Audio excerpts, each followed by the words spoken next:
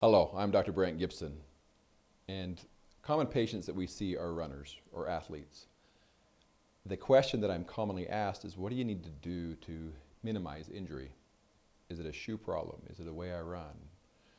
Well, let me give you a couple different steps. Number one is you need to make sure that your warm-ups are appropriate. Are you stretching like you should, before and after? Are you getting the fluids that you need to minimize dehydration, which also can cause injury? Or are you actually wearing the correct shoes for the activity that you're participating in? If you're trail running, you're going to wear a different shoe than if you're running on a track or running on the road. If you're running on a treadmill, also a different type of shoe. Now, picking out a shoe is a whole different problem or a whole different issue, and we can actually talk about that at another time. But more importantly is to make sure that you actually train correctly. On average, people will actually start running and they progress really, really quickly. They may get shin splints, or their feet may start to hurt, or they could even get stress fractures from progressing too quickly. The recommendation is that you slowly work into running, that you start out at shorter distances or slower speeds, and you work up to the speed and the distance that you would like. The recommendation is increasing 10% a week, not more than that.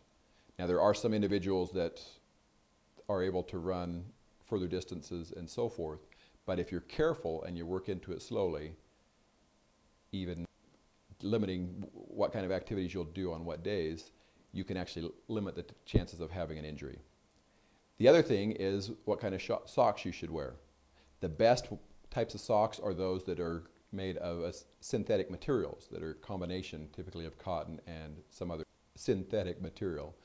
The cottons allow absorption of the fluid or absorption of the sweat that decrease blisters, but the synthetic material will actually allow it to be moved away from the foot so that your foot doesn't stay moist.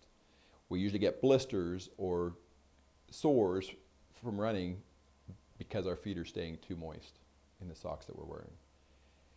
And the last thing that you need to do is make sure that you are switching your shoes, you're trading out shoes. The idea is if you're going to run every single day, then you shouldn't be wearing the same shoe every single day. You should have a 24 to 48 hour recovery period for the shoe, because you're wearing out the midsole of the shoe much quicker if you wear it every single day.